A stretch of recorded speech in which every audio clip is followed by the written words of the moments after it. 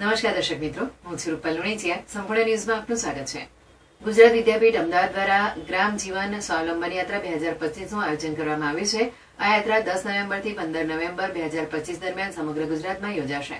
ગુજરાતના રાજ્યપાલ આચાર્ય દેવવ્રતજી અને ગુજરાત વિદ્યાપીઠના કુલપતિના માર્ગદર્શન હેઠળ આ કાર્યક્રમ હાથ ધરાયો છે. આ યાત્રાનો પ્રારંભ આજે વાવ-થરાદ જિલ્લાના થરાદ ખાતે આવેલી શ્રી રાજેશ્વર આર્ટ્સ કોલેજથી થશે.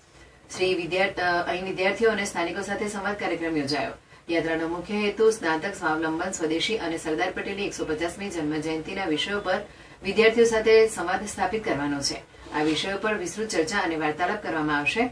આજના દિવસ દરમિયાન રાજેશ્વર કોલેજ ઉપરાંત A P Trivedi arts college, Khorda, Lavana college અને લાખણી તાલુકાની માધ્યમિક તેમજ ઉચ્ચતર માધ્યમિક શાળાઓમાં પણ વિદ્યાર્થીઓ સાથે વાર્તાલાપ કાર્યક્રમ યોજાયો.